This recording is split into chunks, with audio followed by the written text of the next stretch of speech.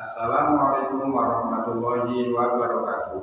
Yang terhormat Bapak Dosen Penguji Ujian Kinerja Program Pendidikan Profesi Guru tahun 2022.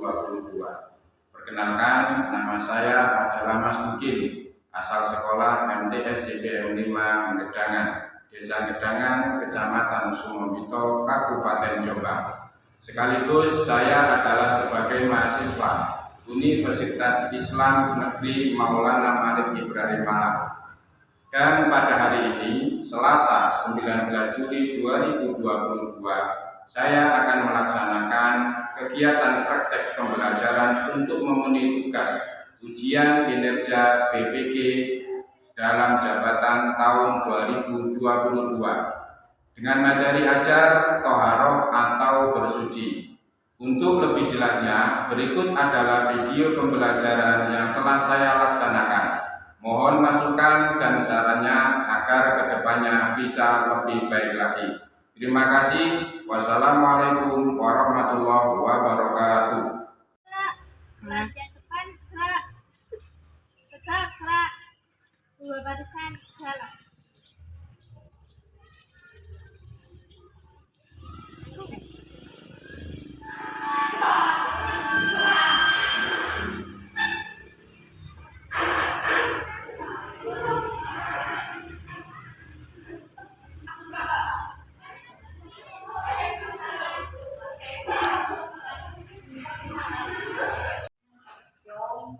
Kiaman, ikroman. Assalamualaikum warahmatullahi wabarakatuh.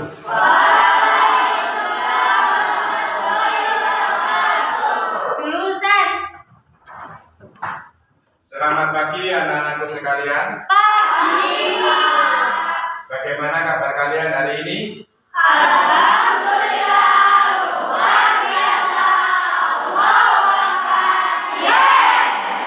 Baiklah, sebelum kita belajar di pagi hari ini, mari kita awali dengan berdoa. Berdoa mulai. Bismillahirrahmanirrahim.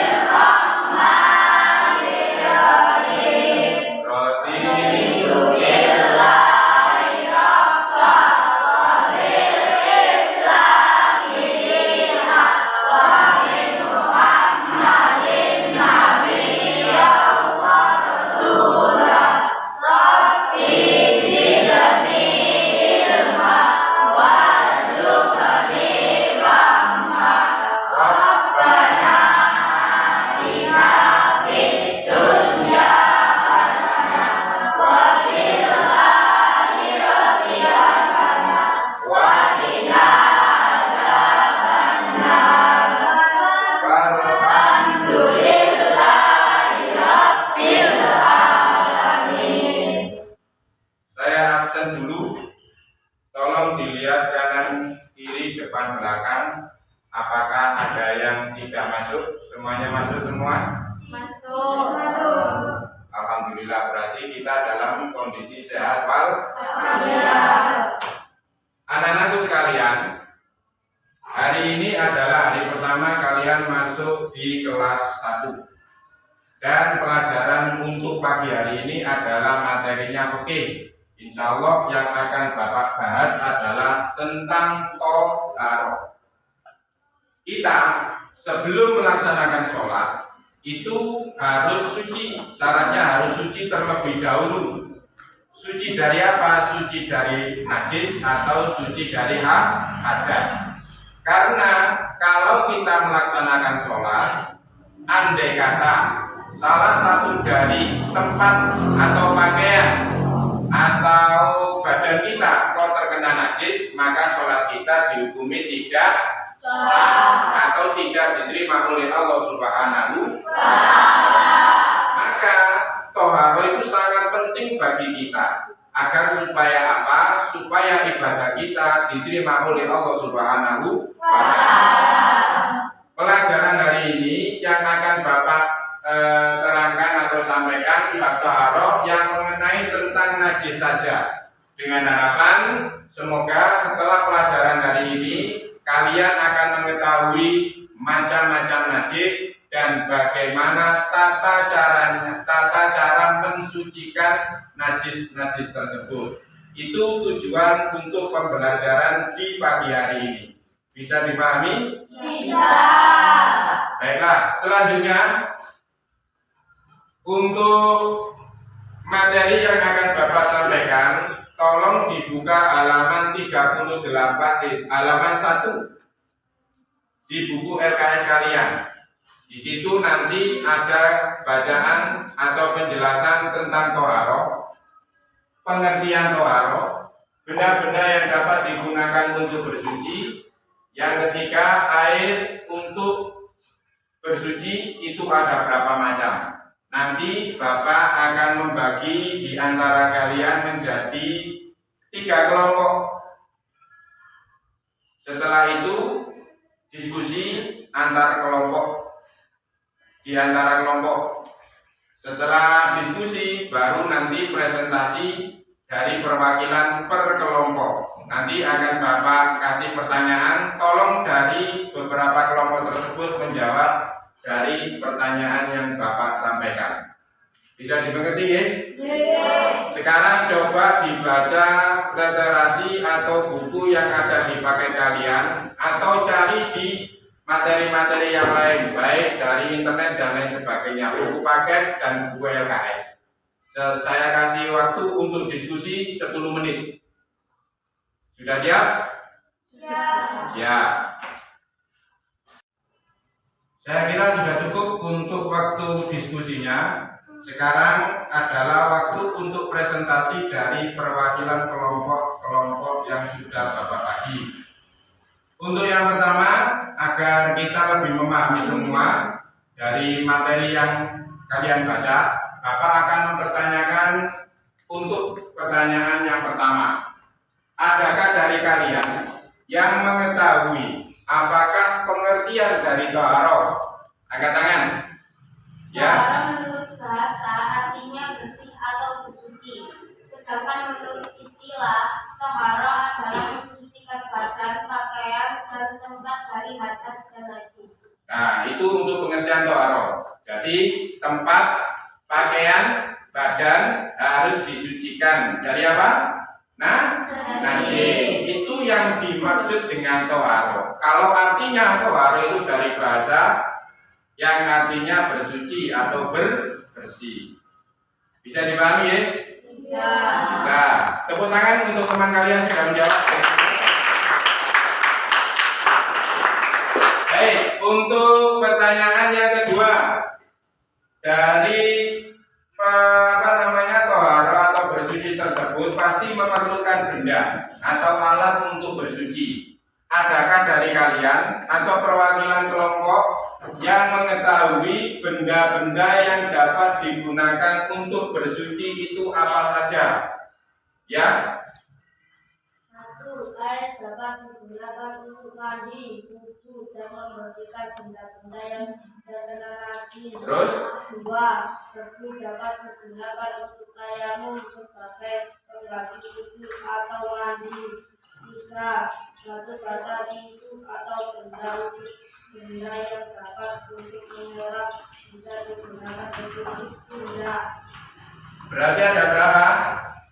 3. Ada di 3. Kalau diringkas, alat untuk bersuci, maksudnya untuk mensucikan badan kita dari najis itu ada 3 jenis atau 3 macam. Dari jawaban teman saya tadi mengatakan bahwa untuk membersihkan membersihkan badan kita dari najis, yang pertama kita memakai air, yang kedua kita memakai batu, yang ketiga kita memakai debu. Bukan debu yang kotoran itu ya, debu yang di atasnya tanah. Bukan beleduk itu, bukan. Kalau pakai itu sampai pasti akan sakit semua. Yang namanya debunya itu debu yang suci, bukan debu di atas kotoran. Itu juga najis. Maka dari itu kita harus mencari debunya debu yang suci. Kalau debunya itu debu najis, maka percuma kita melaksanakan toharoh. Batu. Batu itu bisa dipakai untuk bersuci apa tidak? Batu bisa dipakai untuk bersuci apa tidak? Bisa. Ini hanya khusus untuk istinja. Untuk batu itu kita mengambilnya 3 sisi. Dari ada 3 sisi yang bisa dipakai untuk bersuci. Enggak sembarangan batu ya. Batunya itu ada 3 sisi. Satu sebelah kanan, kiri, dan atau depan, atas, atau belakang. Itu yang bisa dipakai untuk bersuci. Jadi saya ulangi lagi untuk menegaskan pemahaman tentang alat-alat untuk bersuci ada berapa macam?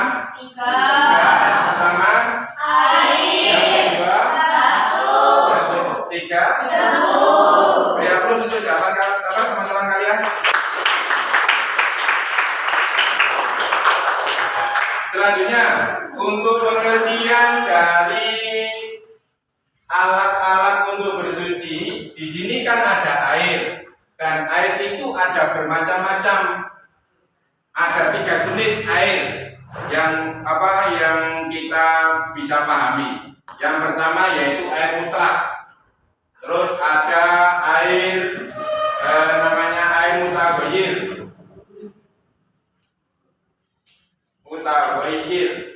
Atau yang berubah. Terus yang terakhir adalah air mutanajis. Mungkin sudah kalian pahami tentang 3 macam air tersebut. Yang akan Bapak tanyakan, yang pertama yaitu pengertian dari air mutlak. Adakah yang tahu tentang air mutlak? Air yang dapat digunakan untuk bersuci, boleh diminum. Kalau bahasa Arabnya biasanya disebut dengan tohir, mutohir, suci, mensucikan. Boleh diminum, boleh dipakai untuk berwudu. Ada berapa macam? Ada semacam Air hujan, air laut, air sungai, sumur, sumber, air salju, dan air es. Itu 7 macam air yang boleh dipakai untuk bersuci. Sekarang kalau air es itu dikatakan air mutlak. Sekarang saya tanya, kita boleh nggak berwudu pakai air es? Boleh, karena air es itu termasuk air mutlak. Suci, mensucikan. Suci itu artinya boleh kita minum, boleh dipakai untuk berwudu, boleh dipakai untuk mencuci baju yang terkena najis. Itu namanya air mutlak. Yang kedua, apakah yang disebut dengan air mutaghayyir? Ada yang tahu?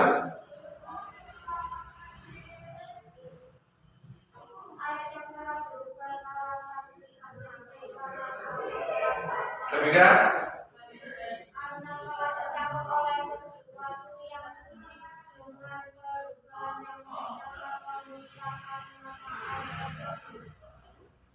Terus?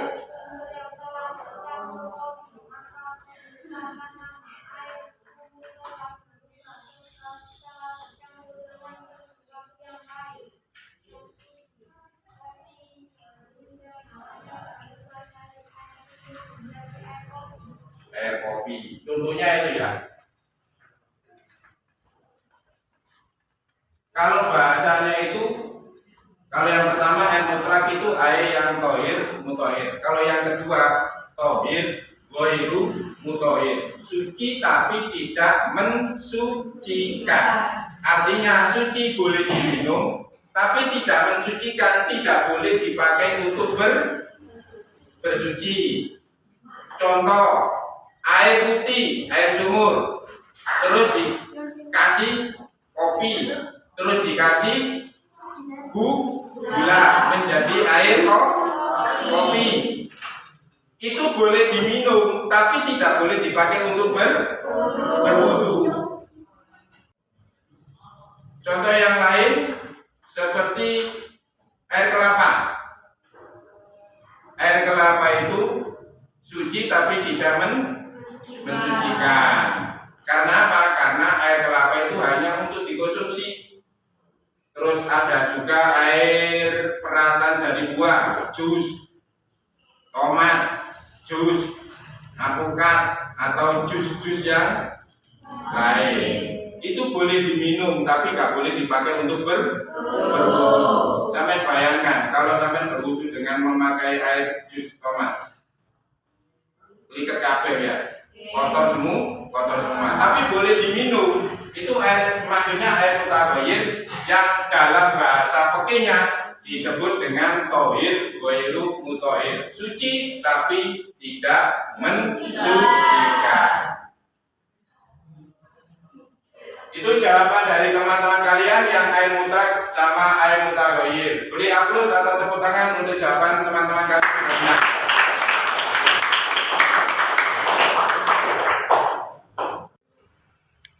Untuk selanjutnya, Bapak akan mempertanyakan tentang air mutanajis, air yang macam yang ketiga.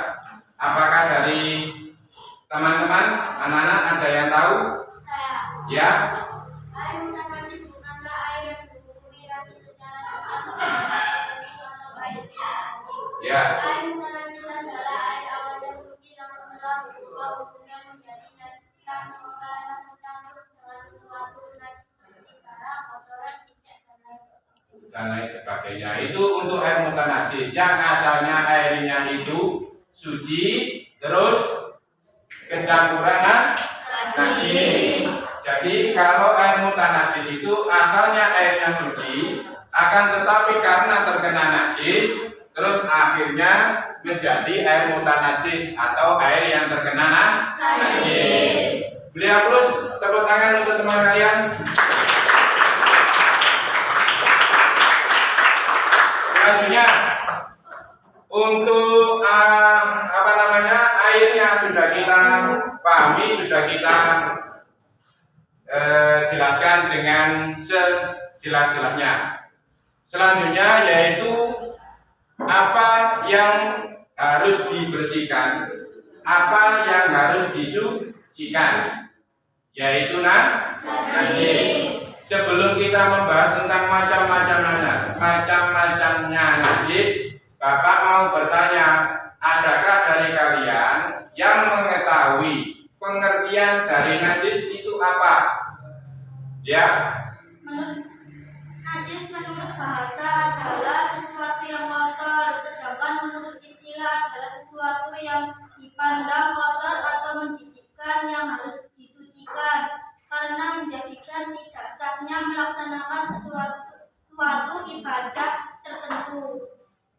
Najis kalau menurut bahasa artinya kotor. Maksudnya kotor itu tidak kotor seperti yang kotor menurut pandangan mata ya. Kalau kotornya itu menurut syariat. Artinya apa? Kalau kotornya itu menurut syariat, maka ibadah yang kita kerjakan tidak akan diterima oleh Allah karena badan kita, pakaian kita, atau tempat ibadah yang akan kita kerjakan atau kita lakukan itu terkena najis. Maka dari itu, walaupun pakaiannya kotor itu maksudnya itu warnanya sudah berubah karena lamanya tidak dicuci. Akan tetapi kalau belum terkena najis, maka baju tersebut masih dihukumi suci. Walaupun baju itu habis dicuci, dijemur, tapi kok terkena kotorannya hewan, burung, darah, atau kotorannya tikus, kotorannya hewan yang lain, maka baju tersebut dihukumi najis. Itu pengertian dari najis. Jadi kotoran-kotoran kita atau kotorannya hewan itu juga termasuk najis. Nanah juga tadi juga disebut dengan najis. Nanah, darah, bangkai itu juga najis. Maka kita tidak boleh mengkonsumsinya. Karena apa? Hukumnya haram kita mengkonsumsi barang yang najis. Seperti bangkai, bolehkah kita memakan bangkai? Tidak boleh, karena dasar hukumnya adalah bangkai itu hukum hukumnya najis. Barang yang najis tidak boleh dimakan. Barang yang najis tidak boleh dijual. Sabun. Selanjutnya ada berapa macam najis? Najis itu ada berapa macam? 3. 1. Najis mukhafafah. 2. Najis mutawasito. 3. Najis mughalladho. Najis mukhafafah, najis mutawasito, najis mughalladho. Mukhafafah, mutawasito, mughalladho. Itu macam-macamnya najis. Ono sing diarani najis mukhafafah atau najis ringan. Ada yang disebut dengan najis mutawasito atau najis sedang. Ada yang disebut dengan najis mughalladho atau bisa disebut dengan najis berat. Nanti akan kita bahas selanjutnya untuk pengertian dari apa najis mukhafafah, apa dari najis mutawasito dan najis mughalladho dari hasil diskusi yang sudah kalian kerjakan tadi. Bisa ya? Baik, untuk selanjutnya tolong presentasi dari perwakilan kelompok. Adakah yang sudah siap untuk najis mukhafafah? Ya, silakan.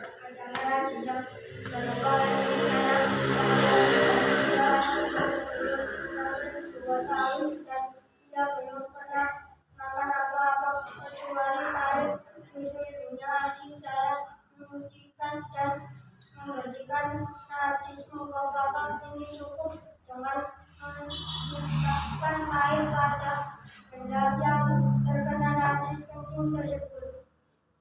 Ternyata najis mukhafafah itu hanya disebabkan oleh apa tadi? Air kencingnya anak laki yang masih berumur 2 tahun. Belum makan apa-apa, hanya makan ASI. Apa ASI?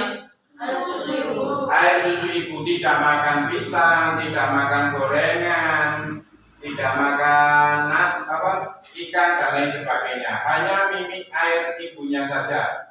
Kalau anak laki-laki atau bayi laki-laki tadi itu kencing terkena ke badan kita atau baju kita, maka tidak usah dicuci, cukup dipercikan air itu sudah suci. Tapi kalau air kencingnya bayi perempuan tidak loh ya. Air kencingnya bayi perempuan itu termasuk kategori najis mutawasito. Khusus ini mukhafafah hanya bayi laki-laki yang berumur 2 tahun ke bawah. Maksudnya 2 tahun ke bawah itu 1 tahun, 1,5 tahun sampai 2 tahun. Kalau 2 tahun pun lebih berarti sudah masuk ke najis najis mutawasito. Tepuk tangan untuk teman kalian. Selanjutnya untuk presentasi dari pengertian najis mutawasito. Adakah yang tahu dari kelompok? Saya. Ya. Najis mutawasito adalah najis sedang. Najis sedang. Contohnya seperti apa? Air kencing, darah, nanah, dan kotoran hewan. Dan kotoran hewan atau kotoran manusia. Jadi kalau kita terkena air kencing berarti najisnya termasuk najis mutawasito atau najis sedang. Bagaimana cara mensucikannya? Cara mensucikannya dengan menyiramkan air hingga hilang zat, warna, dan rasa baunya. Yang penting hilang zatnya atau barangnya, hilang rasanya, hilang baunya, baru dikatakan suci. Kalau masih bau pesing, ya berarti belum suci. Sampean mencuci baju, di situ ada bekas kotoran, di situ masih ada, berarti masih ada bekas kotorannya, berarti belum suci. Jadi kalau zatnya itu barangnya harus hilang, warnanya juga harus hilang, baunya juga harus tidak berbau, itu baru suci. Maka dari itu kalau menghilangkan najis tadi, dari teman kalian sudah menjawab bahwa zatnya harus dihilangkan terlebih dahulu. Setelah itu disiram dengan air, dibersihkan dengan air, baru disebut atau dikatakan suci. Beri aplaus atau tepuk tangan untuk teman kalian. Yang terakhir, dari kelompok yang terakhir, adakah yang tahu tentang najis mughaladah? Saya. Ya. Najis mughaladah adalah najis berat. Najis berat ditimbulkan atau disebabkan apa? Seperti najisnya anjing dan babi. Anjing dan babi. Berarti najis mughaladah itu hanya dua hewan penyebabnya ya. Yang pertama yaitu anjing. Yang kedua Babi. lainnya hewan dua tersebut tidak dihukumi najis mughaladah. Tapi kalau terkena air liurnya kambing bukan termasuk najis mughaladah. Yang terkena air liurnya anjing atau air liurnya babi itu yang dikategorikan najis mughaladah atau najis berat. Terus bagaimana cara mensucikannya? Ialah dengan menyiramkan air suci yang mensucikan, air mutlak, atau membasuh benda atau tempat yang terkena najis sampai 7 kali. Kali yang pertama dicampur dengan tanah atau debu sehingga hilang karena rasa berkalanya. Nah, itu untuk cara mensucikan najis mughaladah atau najis berat. Dibasuh 7 Kali. salah satu dari 7 kali ini itu harus dicampur dengan debu atau tanah suci. Boleh di awal debunya yang dicampur, boleh yang kedua atau ketiga, jangan basuhan yang terakhir. Artinya satu cebok, satu gayung dikasih debu, baru dibasuhkan ke tangan atau ke anggota tubuh yang terkena najis mughaladah. Walaupun sampai pakai sabun, walaupun sampai pakai deterjen atau pemutih dan lain sebagainya, tapi kalau tidak dicampur dengan debu, maka tetap hukumnya tidak suci. Debu ini hukumnya wajib dipakai untuk bersuci kalau terkena najis mughaladah. Ternyata survei membuktikan bahwa air liurnya anjing atau gigitannya anjing atau terkena kotorannya babi atau air liurnya babi itu mengandung penyakit. Dan untuk menetralisasikan penyakit tersebut ternyata oleh Rasulullah sudah diberi jawaban atau sudah diberitahu bahwa untuk mengobati penyakit rabies karena anjing atau penyakit karena babi itu ternyata obatnya air dicampur dengan tanah. Itu rahasia dari Rasulullah untuk diberikan kepada kita. Kenapa kok kita bersuci memakai debu ketika kita terkena najis mughaladah? Itu rahasia dan baru terbuka ketika orang Barat atau orang Kristen mencari kenapa orang Islam kalau terkena najis mughaladah harus dicampur dengan debu atau tanah.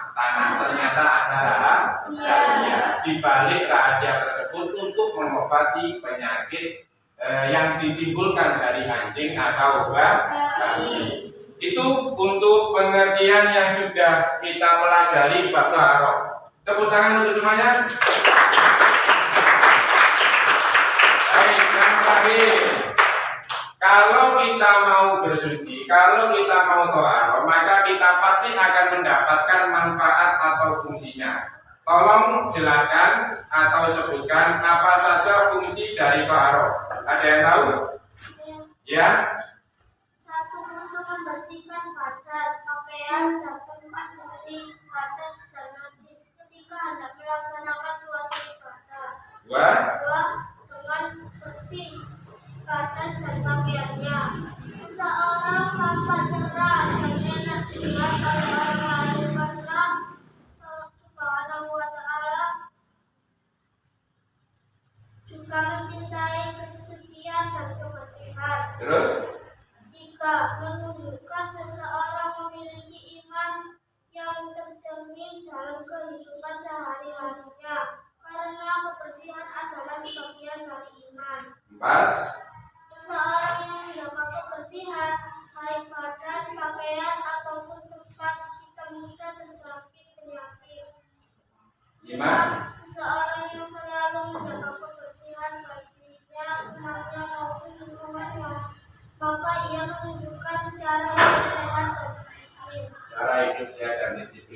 intinya dari manfaat atau fungsinya kita taharah, artinya kita itu menjaga, berusaha untuk hidup sehat. Dan Allah sudah berfirman, innallaha yuhibbut tawwabina wa yuhibbul mutatahhirin. Allah itu suka kepada orang yang taubat, Allah itu suka atau menyukai orang yang bersih. Baiklah anak-anakku sekalian, itu pelajaran yang bisa Bapak sampaikan di pagi hari ini. Semoga kita mendapatkan ilmu yang manfaat dan barokah. Pada intinya kita harus menjaga kebersihan badan kita, jiwa kita dari kotoran atau najis supaya hidup kita menjadi sehat. Untuk tugas yang terakhir, sebelum kita selesaikan pelajaran ini, tolong nanti di rumah cari beberapa contoh dari najis mutawasitoh atau najis ringan. Boleh dipakai cara mensucikannya, boleh sampai memvideo atau memakai foto. Bisa dipahami? Jadi nanti pulang tolong sampean foto atau video, memvideokan cara mensucikan najis mutawasitoh. Nggak tahu sampean kotoran ayam atau kotoran apa, terserah. Nanti setelah di video kita akan lihat bersama-sama hasil dari tugas kalian yang ada di rumah. Insya Allah besok kita akan mempelajari untuk pelajaran selanjutnya yaitu tentang hadas. Baik, kita tutup dengan membaca Rabbi Mafana bersama-sama agar apa yang kita pelajari hari ini menjadi ilmu yang manfaat dan barokah. Bismillahirrahmanirrahim. Rabbi Mafana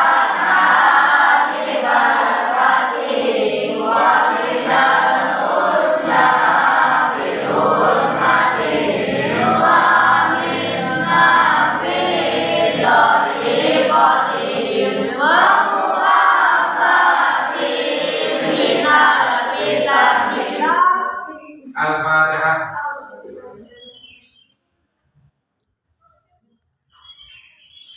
Mohon maaf. Wassalamualaikum warahmatullahi wabarakatuh.